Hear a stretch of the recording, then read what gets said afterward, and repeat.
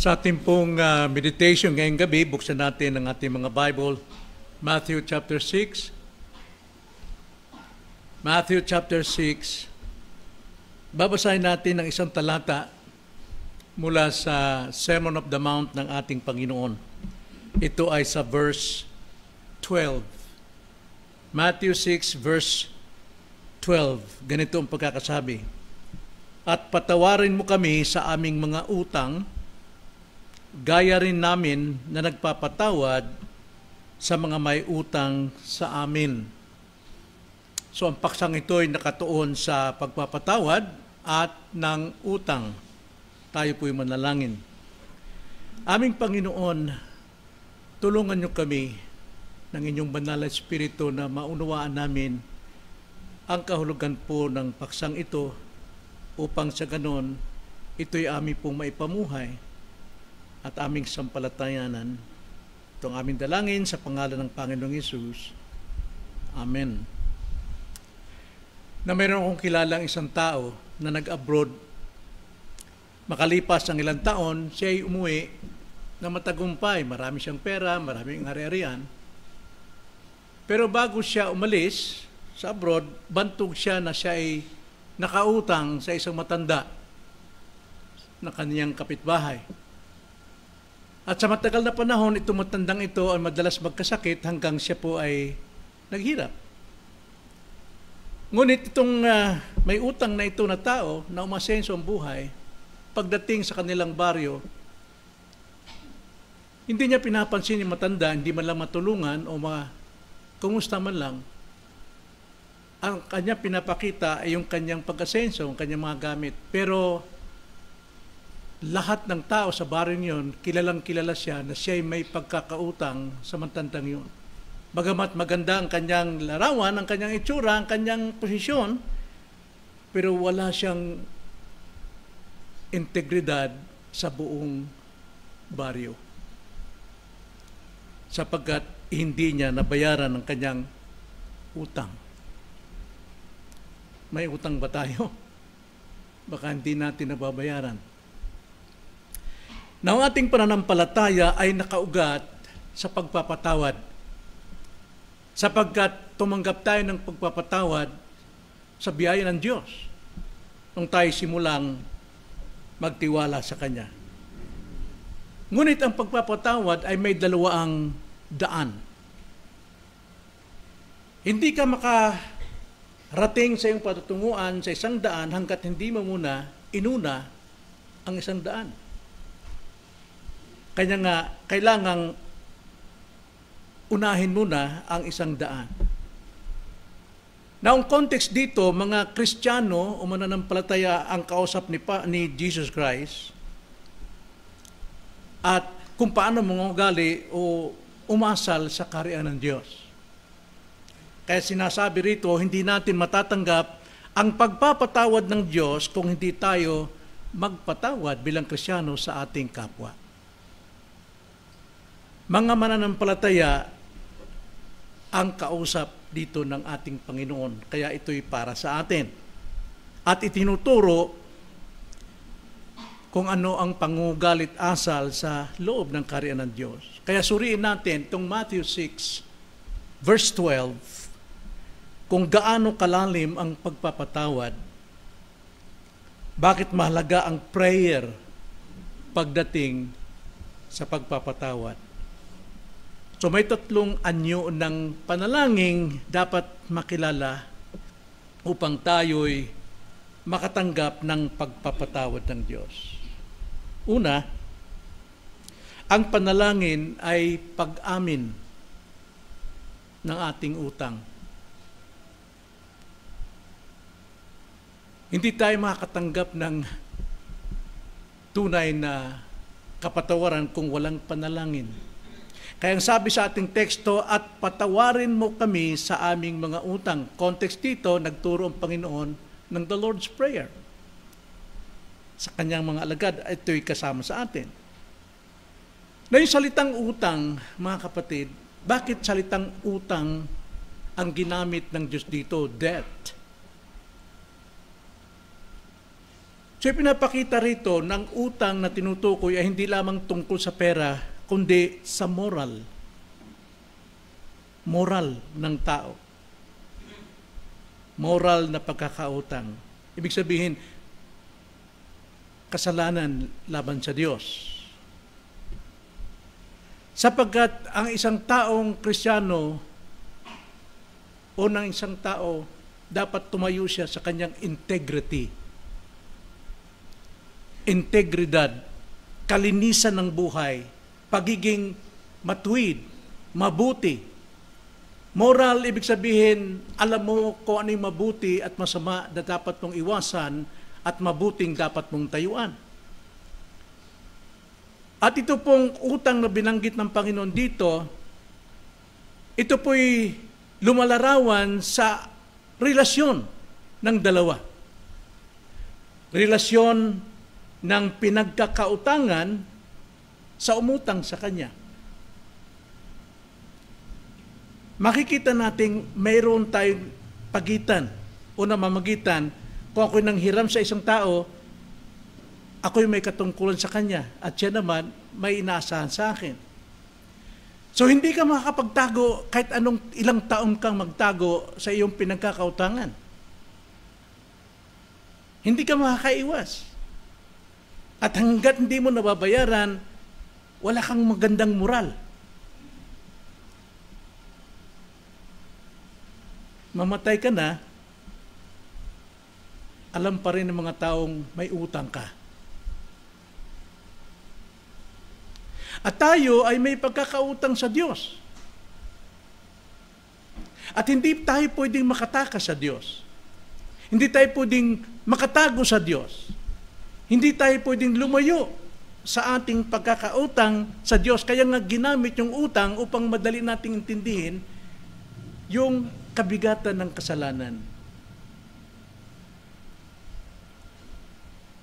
At ang utang natin sa Diyos, kailanman hindi natin kayang bayaran. Sapagat walang salapi, walang mabuting gawa, any good works, ang maaring magsuhol sa Diyos o bayaran ang pagkakautang natin sa Diyos. Ang kailangan lamang natin ay ang habag na kapatawaran ng Diyos. So ang panalangin ay hindi lamang para sa kahilingan natin, blessings o whatever ang ating kahilingan, kundi para rin sa pagkilala ng ating pagkakasala at paghingi ng kapatawaran. Before tayong humingi sa Panginoon, dapat gawin natin ang ayon sa kanyang kalooban. At ang kalooban ng Diyos, patawarin mo muna ang iyong kapwa bago kita patatawarin.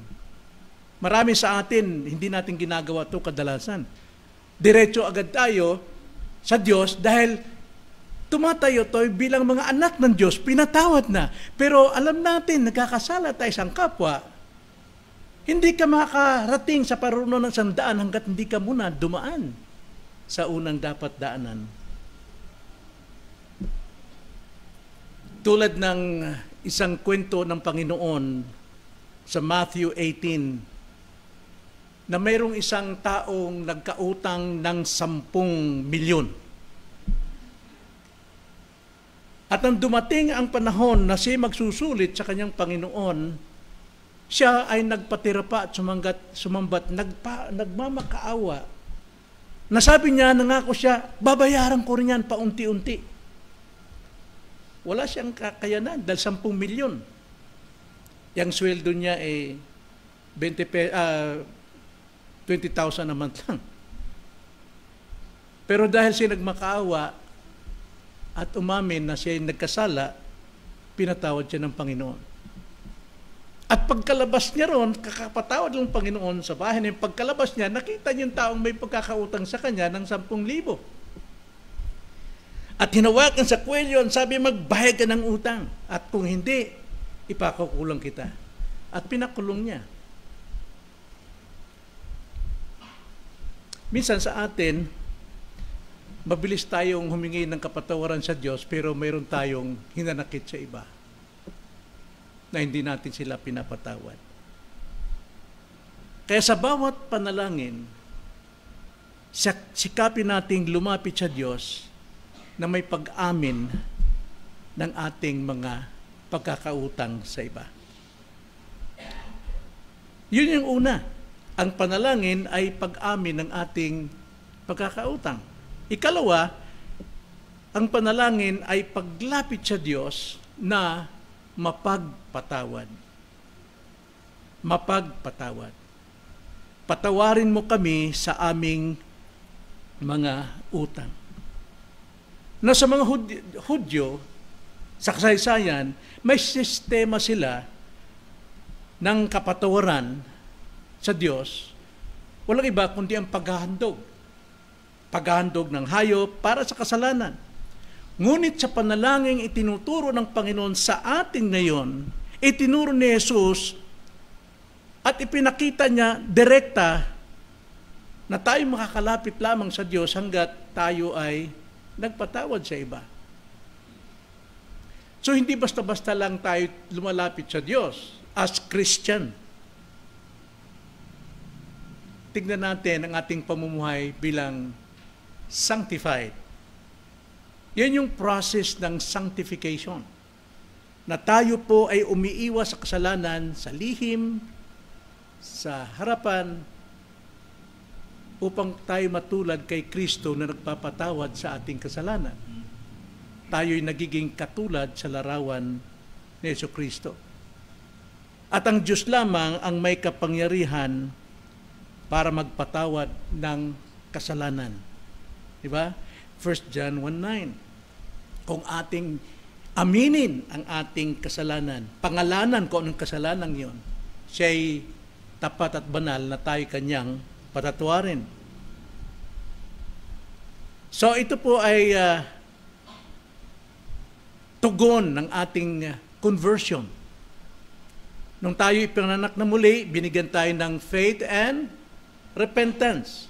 At mayroon tayong katungkulan, yun ang bahagi natin, na tayo po'y mag-repent upang tayo sumampalataya kay Jesus. Yun yung ating bahagi pagdating sa regeneration, conversion, justification. Pero ngayon tayo pinatawad na sa ating original sin, kailangan tayong mamuhay sa sanctification. Ito yung continuous nating pamumuhay bilang pinatawad ng Panginoon. Kaya nga, dapat lamang na tayo ay magpatawad muna, magsisi muna sa kasalanan.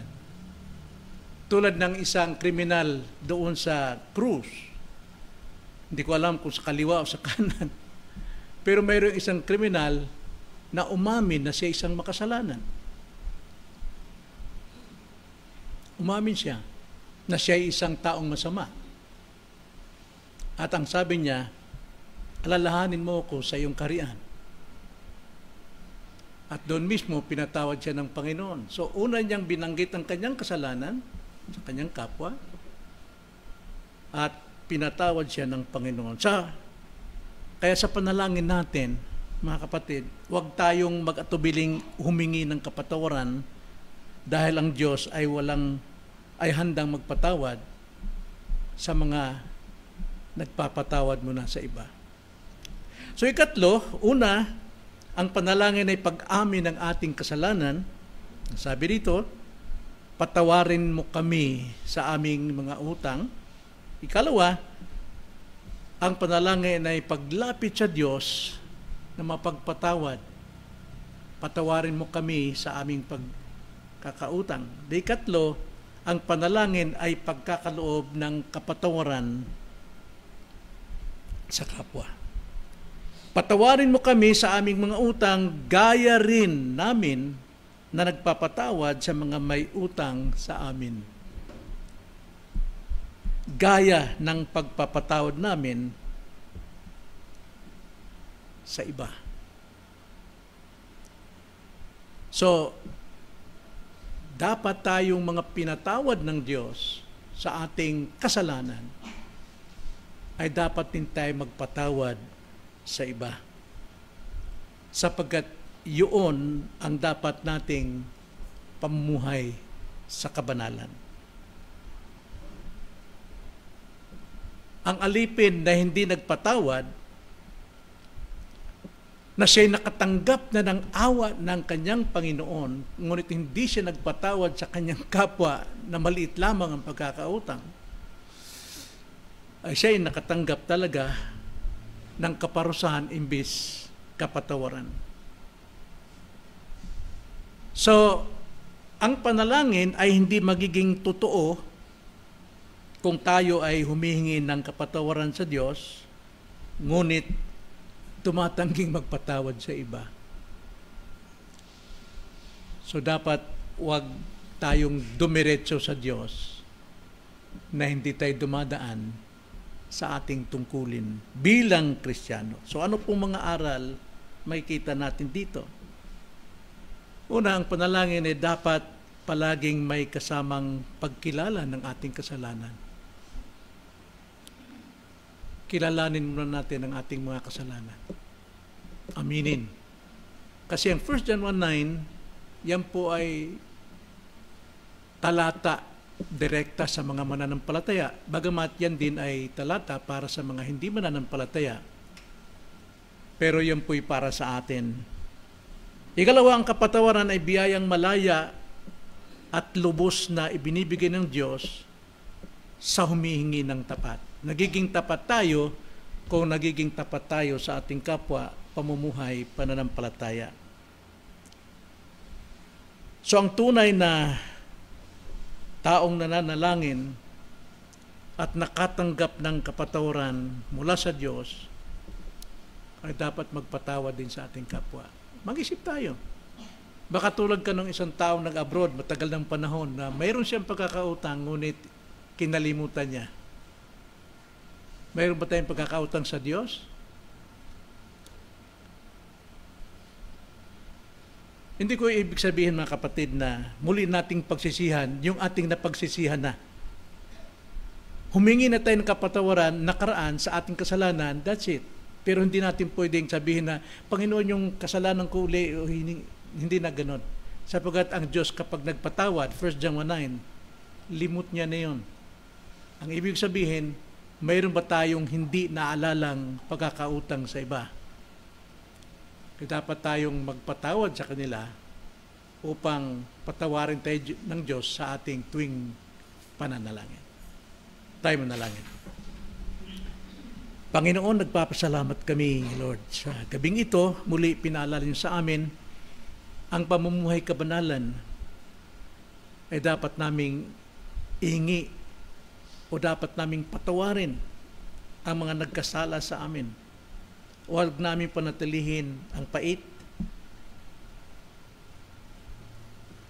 ang hinanakit, ang inggit, selos sa aming mga puso, sapagkat alam namin ngayon na hindi nyo kami pakikinggan sa aming panalangin, sapagkat hindi mo makita ang larawan ninyo sa aming pong mga buhay. Kaya Panginoon, patawarin mo kami sa aming pong pagkukulang. Nawa matuto kaming manalangin sa inyo na nililinis mo namin ang aming sarili sa aming kapwa. Maraming salamat po. In Jesus' name.